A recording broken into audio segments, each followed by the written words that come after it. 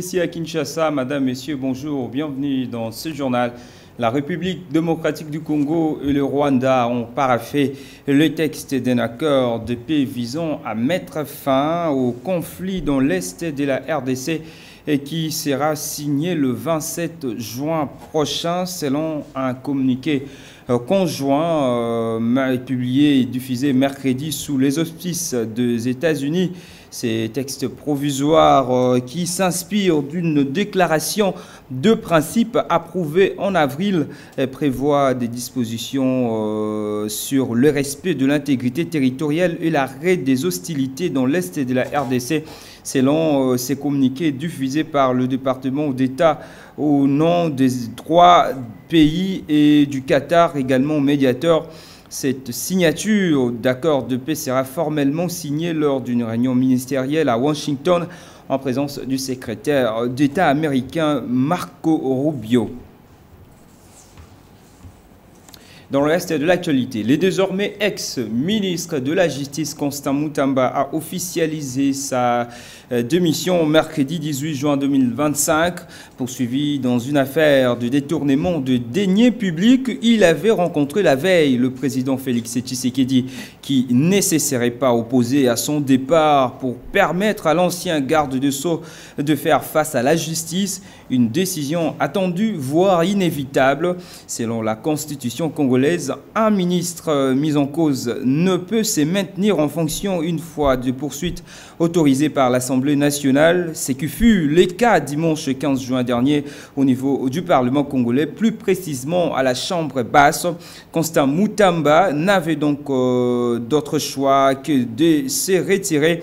Dans une lettre adressée non sans regret au président Félix Tshisekedi, l'ex-ministre dénonce un complot politique visiblement conçu à Kigali et exécuté par certains de ses compatriotes. Et puisqu'on parle de Constant Mutamba, nous allons parler aussi de l'autorisation de poursuite qui a permis à la levée de ses immunités en tant que député national ou ministre. La question se pose en ce qui concerne la procédure légale dont je vous laisse découvrir la suite de cet ici dans ces récits. La décision du procureur général près la Cour de cassation, Firmin Vondé, a déféré le ministre d'État, ministre de la Justice et garde des Sceaux, maître Constant Mutamba devant la justice est diversement interprété dans l'opinion. Nous avons suivi que le Parlement a autorisé les poursuites contre le ministre de la Justice. Je crois que nous sommes dans un état de droit, c'est aussi une preuve de la démocratie. Je crois que l'hypothèse de règlement de compte, je ne la partage pas. Il y a eu erreur comme certains le pensent. S'il y a eu faute de gestion, il y a une question de responsabilité. Laissons la justice faire son travail, c'est aussi ça, respecter la justice. L'indépendance de la justice est consacrée par la Constitution. Laissons la justice travailler. Laissons la justice faire ce qu'elle doit faire. Et puis après, nous saurons si réellement le ministre actuel qui est normalement démissionnaire est fautif ou pas. Pour sa part, maître Jacques Munganga voit dans ces poursuites de mobiles qui n'ont rien à voir avec la justice. De manière sincère, honnête, de manière consciente, je voudrais vous dire qu'il n'y avait aucune urgence qui puisse justifier cette célérité parce qu'il y a des dossiers très sales, très lourds qui sont là au perchoir, qui n'ont jamais fait l'objet de traitement, mais à la manière dont on a vu l'affaire Constant Mutamba, cette affaire, donc on a trouvé que les choses sont plus politiques que judiciaires. Donc on a compris qu'il y a un certain acharnement. Après avoir été reçu en audience le mardi 17 juin 2025 par le président de la République, Constant Mutamba devrait déjà déposer sa démission ce mercredi 18 juin sur la table de la première ministre. Et il faut également noter que tout s'est dit en ce qui concerne cette procédure judiciaire engagée contre Constant Mutamba. Notre reporter Dieu merci Kanda a rencontré le praticien de droit qui explique clairement la situation en ce qui concerne le droit. Suivez. Et jusque-là, il n'est pas déclaré coupable de ce dont il est reproché. Et d'ailleurs, à ce sujet, l'article 17, alinéa 9 de la Constitution, lui fait bénéficier de la présomption d'innocence en attendant que sa culpabilité soit établie. Et alors, comme le parquet qui a instruit son dossier a retenu l'infraction de détournement des deniers publics, il y a quand même des peines prévues par les codes pénals en rapport avec cette infraction. Il y a des peines, il y a une peine principale, il y a aussi des peines accessoires. Et à la lecture de l'article 145 du code pénal, la peine principale pour la personne qui se rend coupable de l'infraction de détournement des deniers publics, c'est la peine privative de liberté allant de 1 année à 20 ans de servitude pénale. Mais en dehors de cette peine, il y a aussi des peines accessoires, comme ce que moi personnellement je peux appeler mort politique. Lorsqu'on vous condamne pour détournement des deniers publics, on peut aussi vous interdire pour une durée allant de 5 ans à 10 ans, après expiration de la peine, des droits au vote et à l'éligibilité. Donc vous ne pouvez pas voter, vous ne pouvez non plus postuler à un quelconque poste public. En dehors de cette peine de la mort politique, comme je l'ai dit, il y a aussi l'interdiction d'accéder aux fonctions publiques et para-étatiques. Il y a aussi la privation des droits à la condamnation ou à la libération conditionnelle. Toujours dans le même chapitre, pour couper court à tout bruit en ce qui concerne d'une probable fuite de Constant Mutamba vers l'ambassade de Kiba pour refuge, nos reporters étaient sur place, plus précisément dans le bureau de l'ambassade pour la bonne information dont je vous laisse découvrir.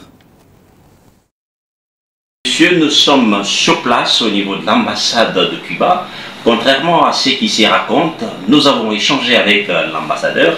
Il nous a donné un éclaircissement au sujet du ministre Mutamba qui n'est jamais passé par ici, et tout ce qu'on raconte sur la moindre fuite pour aller se réfugier au niveau de l'ambassade, ce ne sont que des faussetés. Voilà pourquoi Antenne a pris justement un peu cette résolution d'arriver sur place. Voilà pourquoi je suis là, moi et mon confrère, pour vous donner justement un peu la réalité autour de cette question. Tout le monde s'y est approché et que cela s'est passé comme si c'était la bonne information.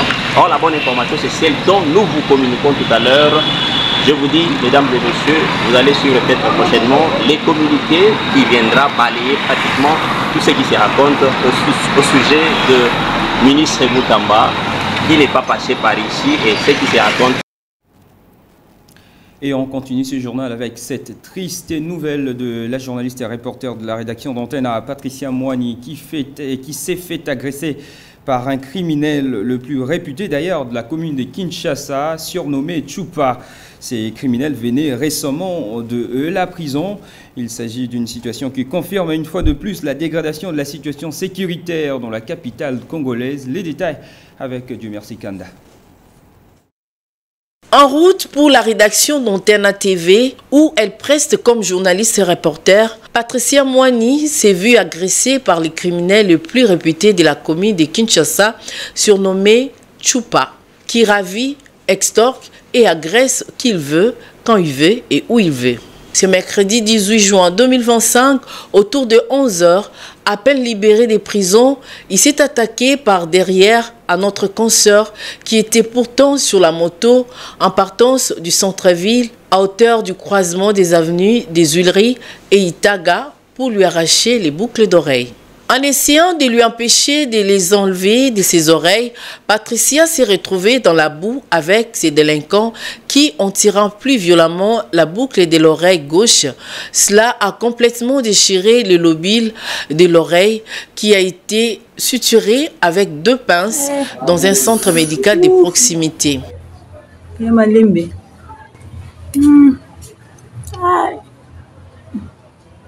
Craint par la foule qui a assisté en chien de faïence à cette horrible et effroyable scène d'une rare violence, c'est le commissaire Gianni de la police nationale congolaise qui passait aussi sur une moto qui est descendu pour mettre la main sur ces bandits urbains pour les conduire au sous-commissariat du quartier Ngwaka, où où il sera entendu par un officier de police judiciaire qui s'est dit être fatigué de ces multi-récidivistes qui se seraient trop familiarisés avec les magistrats qui l'ont toujours relâché à coups de billets de banque. Transféré à la maison communale de Kinshasa où une réunion de sécurité a été tenue à son sujet, selon le bourgmestre, il sera transféré pour la énième fois au parquet de ce jeudi 19 juin 2025 pour répondre de cet acte odieux.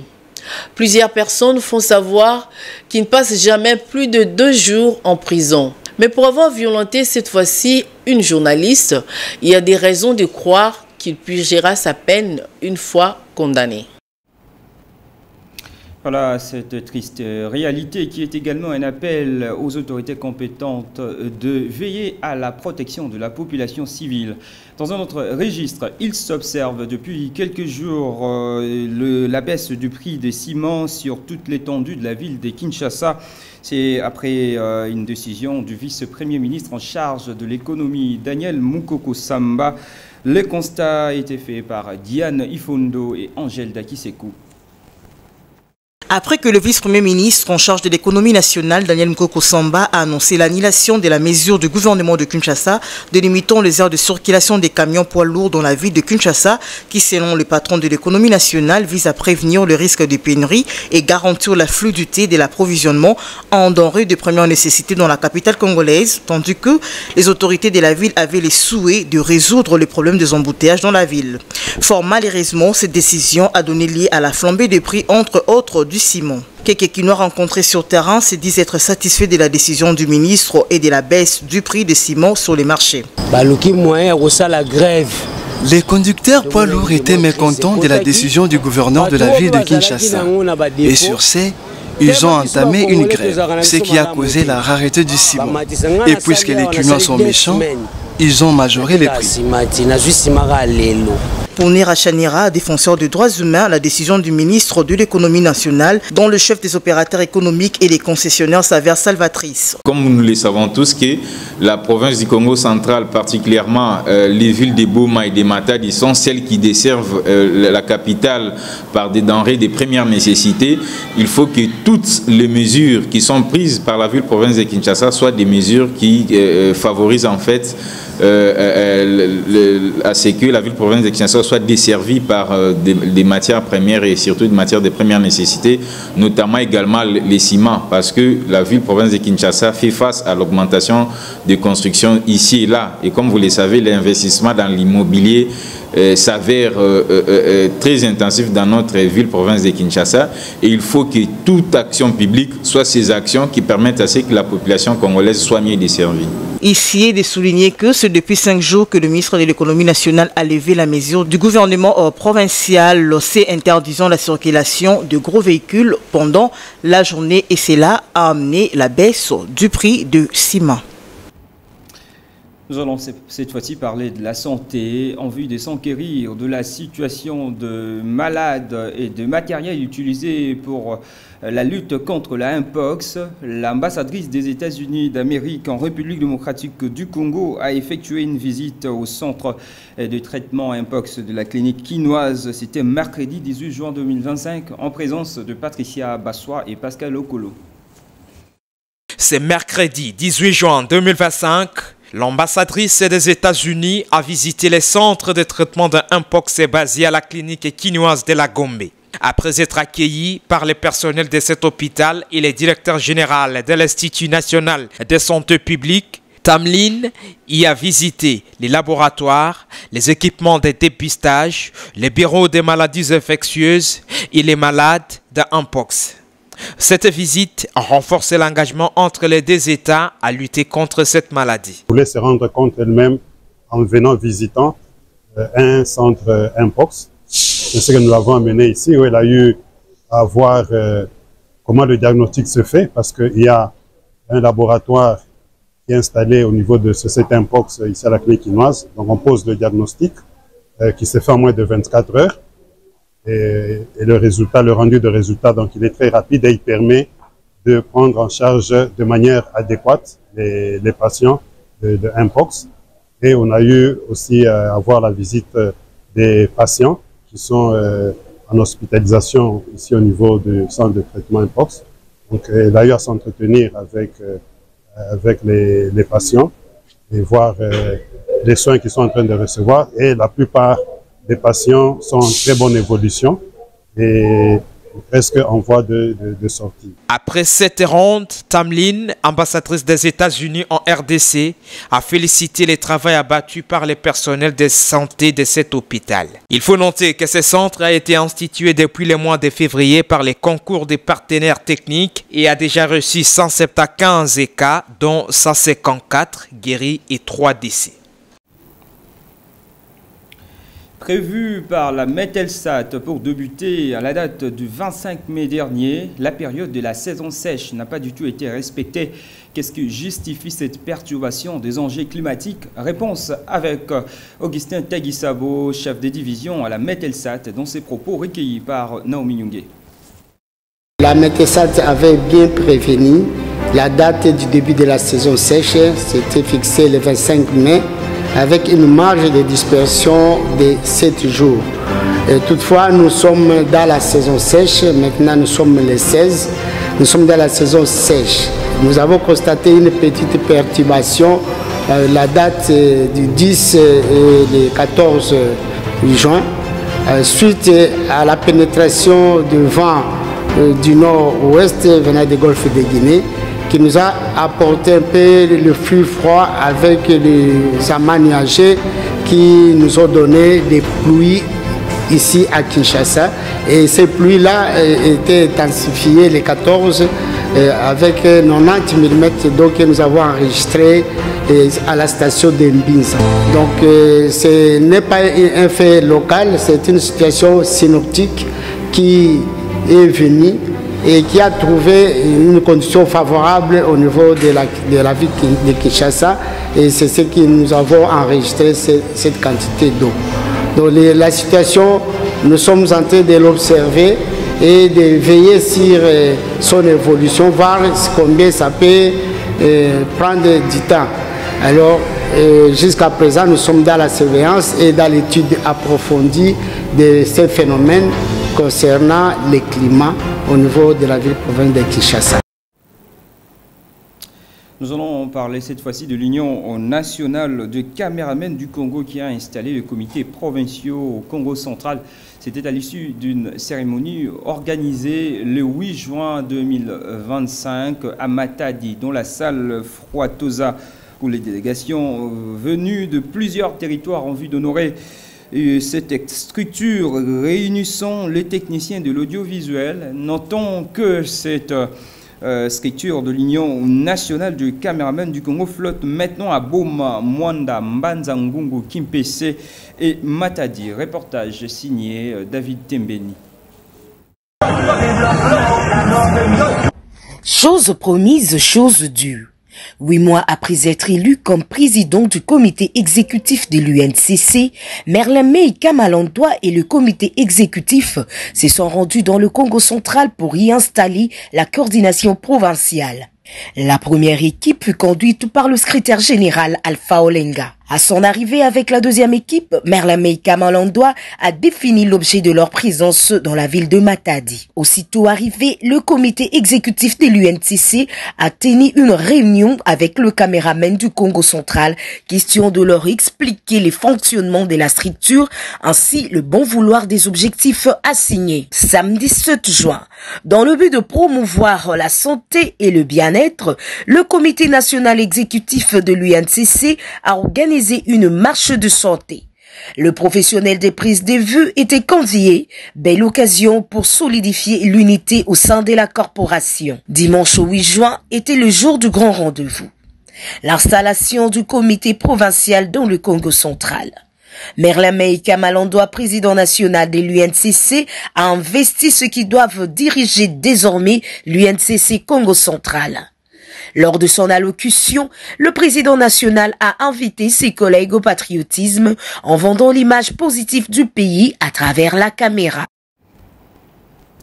Ça sera tout pour ces journaux. Merci de nous avoir suivis. Retrouvez sur Antenne à 16h juste le journal à Lingala. À 19h juste suivez le journal en français.